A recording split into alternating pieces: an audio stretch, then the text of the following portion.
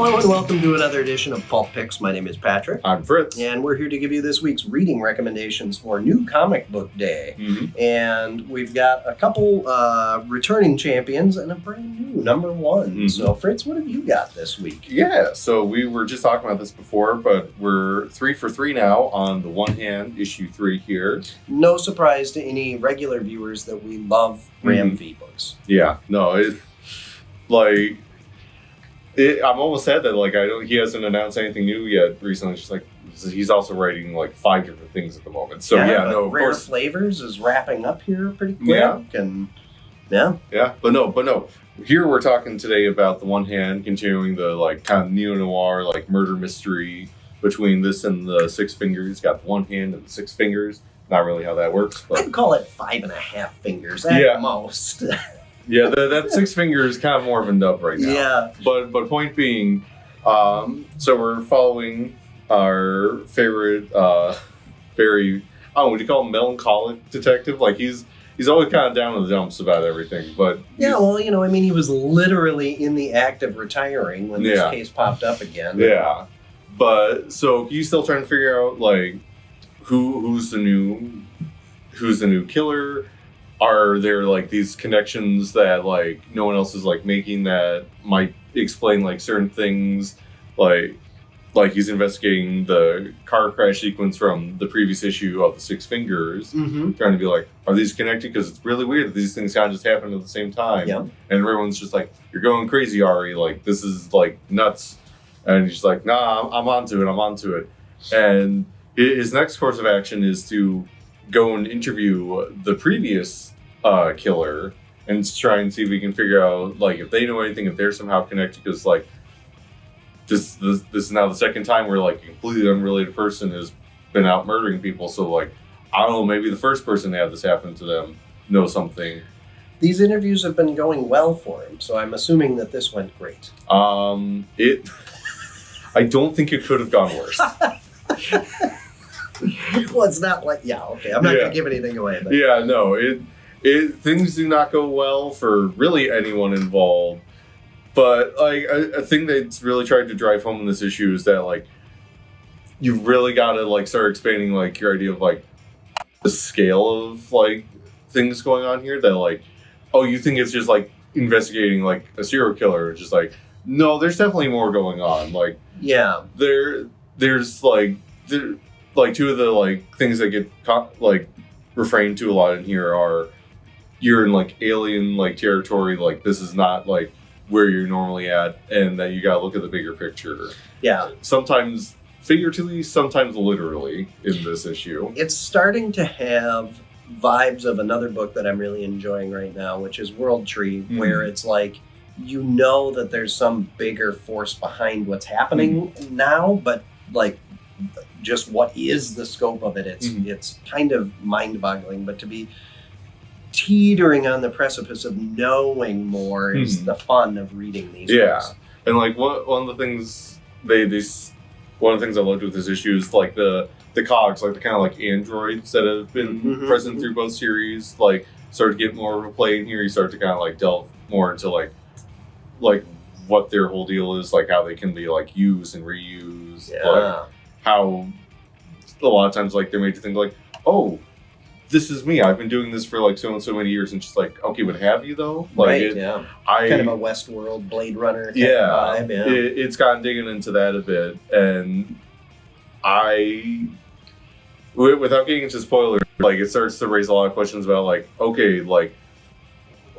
who might be behind some of the stuff here. It's Blade Runner is definitely maybe hitting it on the head with some of the stuff, but sure. Yeah, no, we were talking about before, the art continues to be amazing on this too. It's there's particularly a sequence where it's kind of an action sequence fading into the symbols that just really tells how chaotic everything is. It's, I don't know, it continues to be gorgeously drawn and written.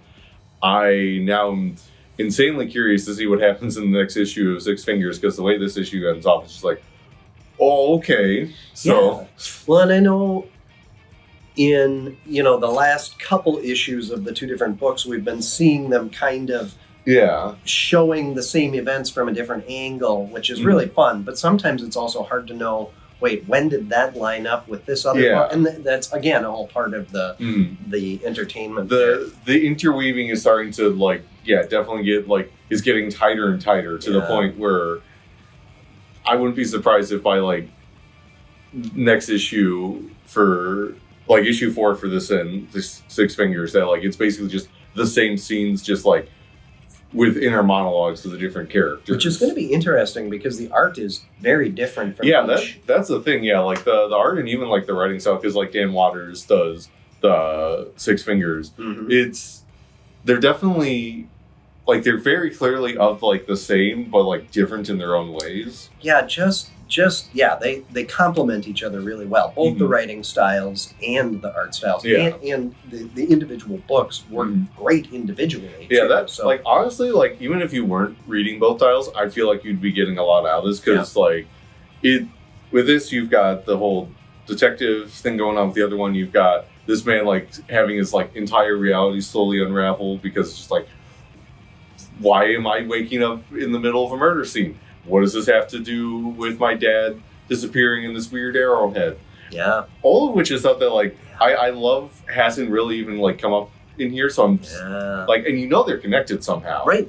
But it's just like, how? Like, the how of it is so alien at this point that when it happens, it's probably going to be one of those things where it's just like, oh, it was so obvious this whole time. Yeah. It'd be interesting to, give a review reading it in publication order, wipe your memory, then read one of the titles all the way through, and then the other title all the way through, then wipe your memory, and then reverse that order. And, I would love see how it reviewed out. I would love when they finally get to collected format, they do, like, printings where it's just, like, both series on their own, but then also one where it's just, like, them together, where you can, like, read.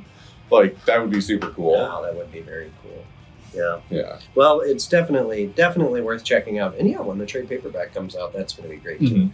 Very looking forward to it. But speaking, we talked about how much we love Graham Veek here. Speaking of another writer that shows up in here quite a lot. Yeah, well, partially because Jed MacKay, I picked Doctor Strange number 14, but Jed MacKay is writing a bunch of stuff right now. Literally just this week we had that, the new Moon Knight, which almost made it on here. It was super great. The new issue of Avengers. I almost feel like I'm forgetting something, how much stuff he's writing. Yeah, going to be doing Blood Hunt, right?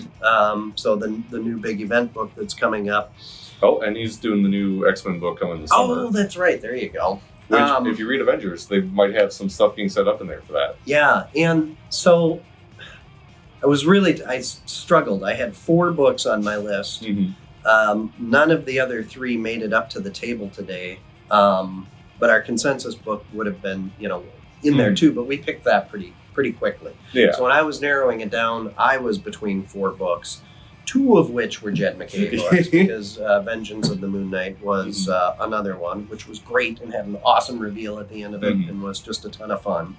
Zdarsky's Batman continues to be great, and Void Rivals is just so good. I mean... Also on that front, we've got reprints of the first 4 issues of Transformers in, so definitely check those out if you haven't. And more Justice League, Godzilla Kong 1 through 3, I believe, are those are the final reprints, and they've got a cool connecting cover. So, but I went with Doctor Strange, and last issue, Strange finds out that there are some kids playing essentially what's Dungeons and Dragons. Yeah, like a sentient magic version.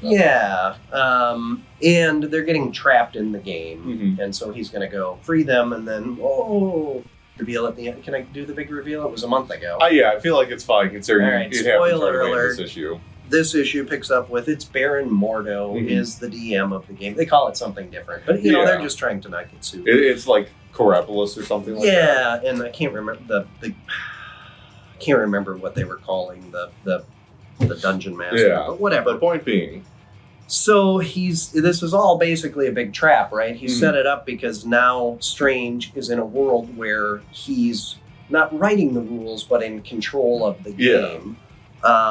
So Strange and this crew that he put together, because you have to have a thief, a sorcerer, a fighter, and a priest.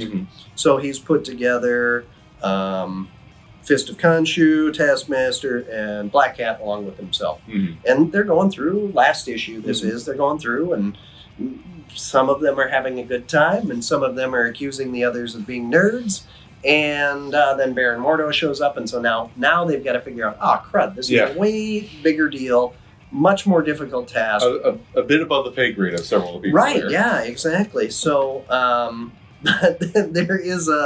there's a really fun exchange between Taskmaster and Hunter's Moon, where Hunter's Moon makes a reference to Mark Spector, Taskmaster asks him, so do you know Moon Knight? Mhm. He's like, yes, he was my brother, he died. And he's like, oh, thank God.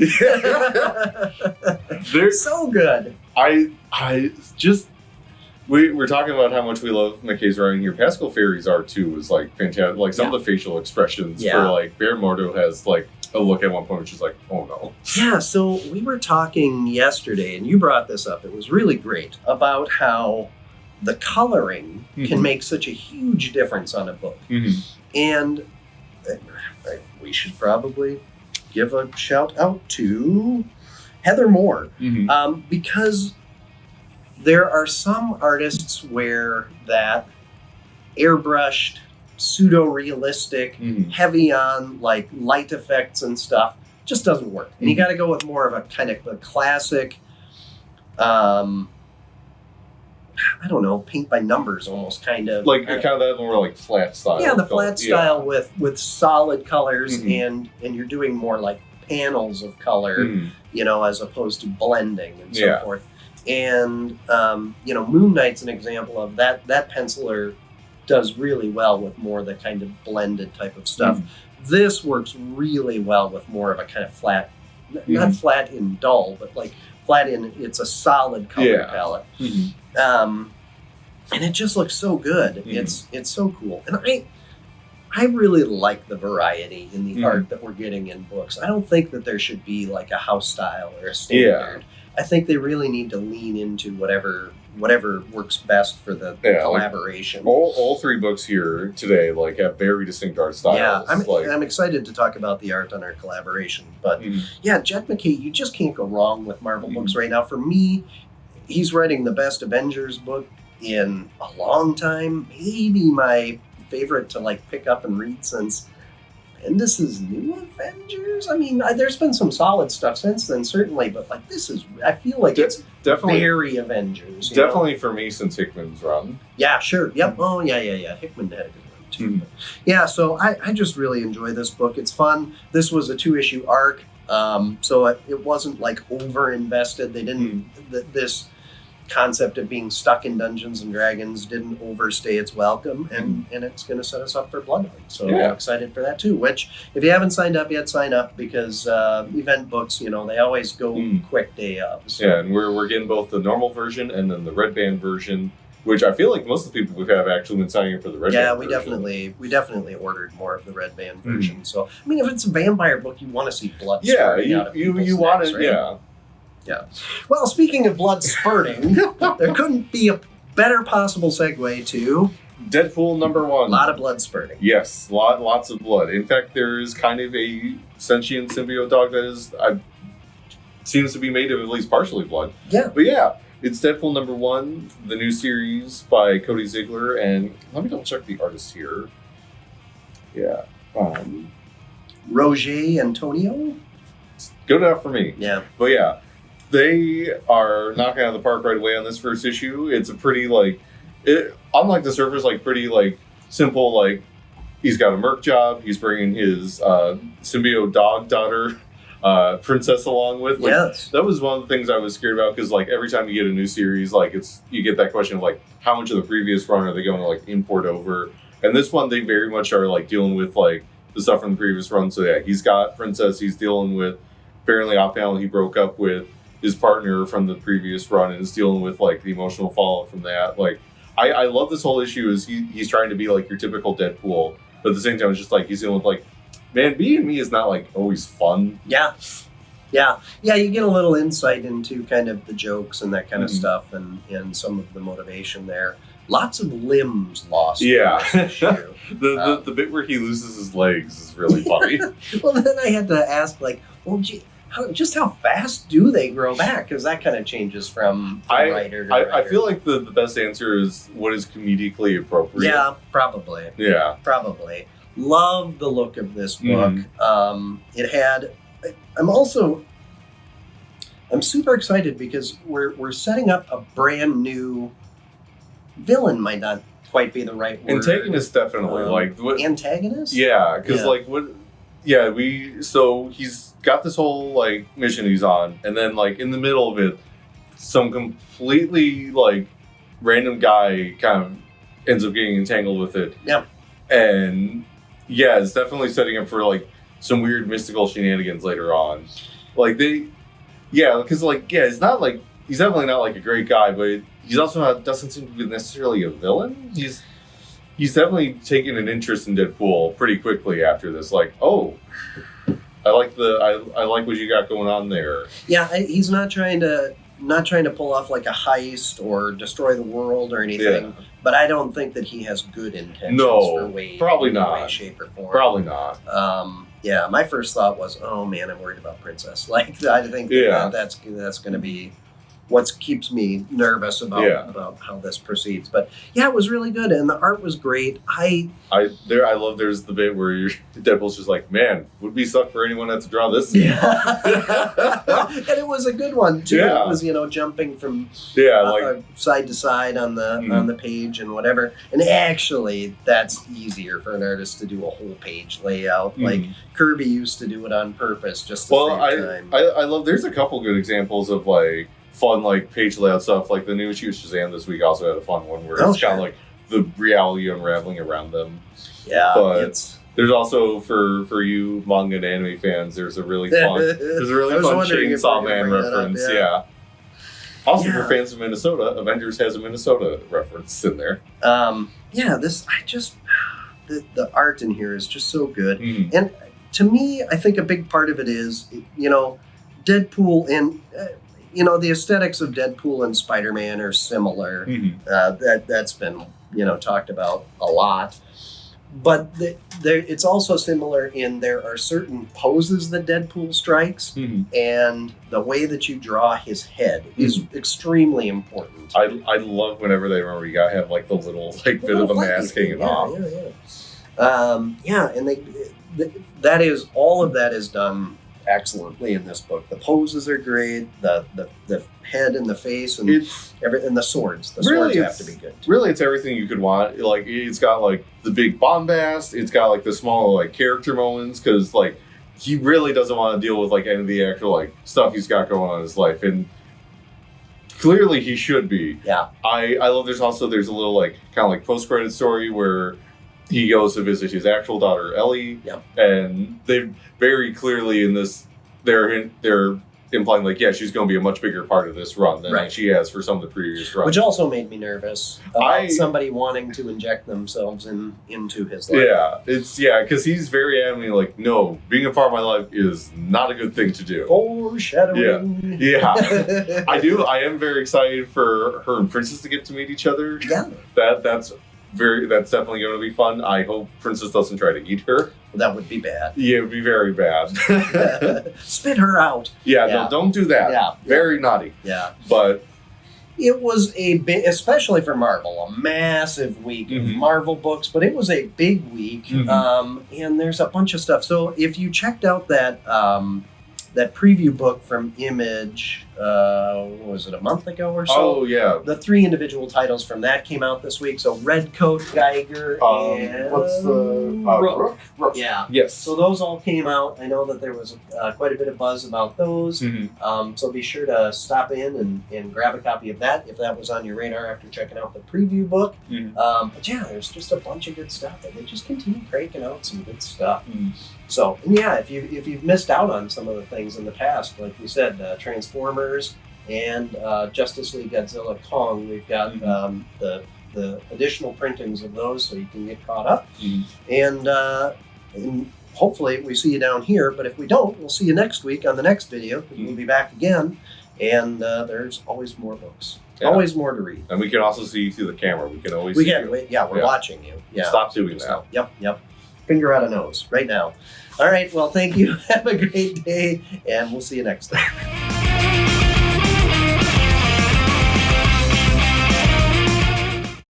I didn't do the like, follow, subscribe. Like, follow, subscribe. Yeah, there we go. That's our post I credits. feel like it's just, you know. I mean, you've had YouTube for like 15 years now. Yeah. You know how it Yeah, works. Exactly.